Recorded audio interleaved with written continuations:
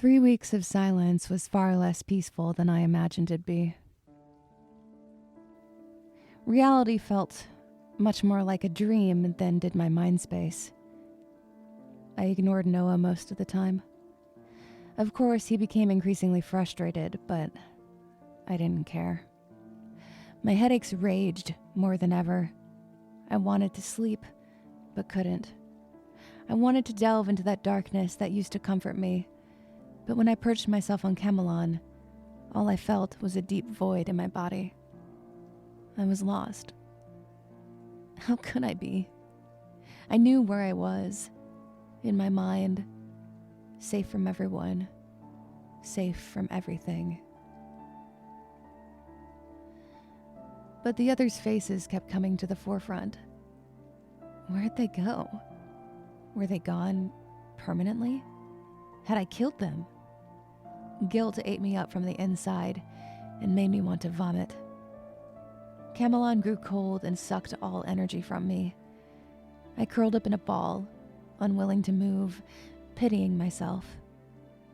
And finally, after 3 weeks of repressing it, mournful wails split my lips apart, and I knotted my hands in my hair.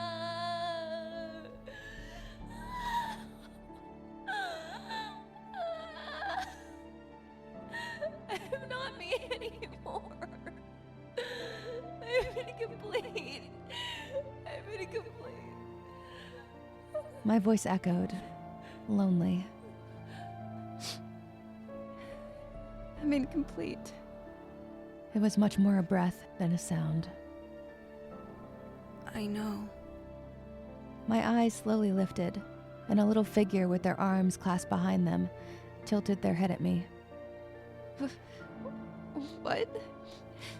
I said I know. As I sniffled, a small thumb rested on my cheek and wiped a falling tear. Lynn, Io looked at me very seriously. running away isn't working. I know. You know you're running away from yourself. I guess. Io sat down next to me. We're not going to stay if you push us away. I stared blankly at the stone we sat on, afraid to make eye contact. I can sense that you don't want to be alone. You won't heal if you won't help yourself. Let us help you. I'm sorry. Don't be sorry. Be honest. We're here. Io lightly gripped my shoulder and shook me. Are we? I looked up, scanning our mind space. Yep. Slowly, Izzy came into view, leading an ashamed-looking Oliver by the hand. As they drew closer, Oliver's pace slowed, and Izzy whirled around him, her hands on his back, pushing him forward. He held his elbow awkwardly as she grunted with effort to push him toward me. I stood up, wringing my fingers slowly together. Oliver and I shuffled on our feet, unsure of what to say to each other. Oliver, What? go on. You practiced a lot with me. You can do it. Izzy, shut up, God. She giggled in response, as his face betrayed embarrassment. He rolled his eyes. I'm sorry I called you a bitch there, I did it. Io grunted.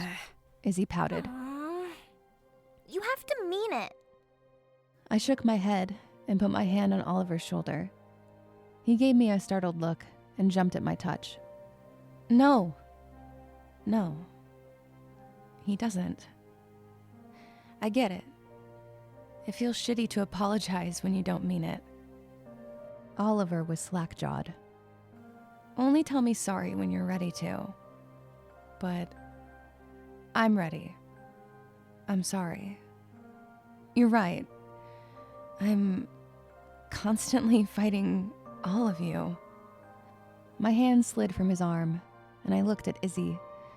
A wide-eyed girl stared back. I opened my arms. I don't want to anymore. I want to try.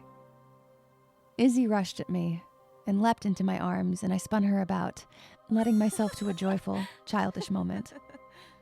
I set her down and brought my attention back to Oliver.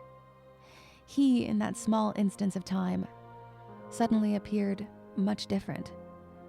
Taller, broader.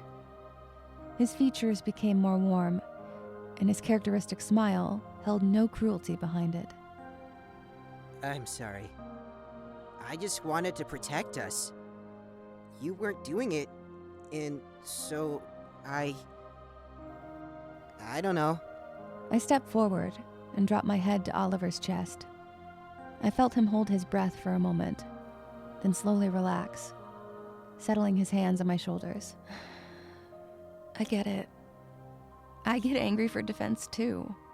You understand me? Yeah, I do. And honestly, I lifted my head and held all of them in my eyes. You're all more family to me than the person outside my room.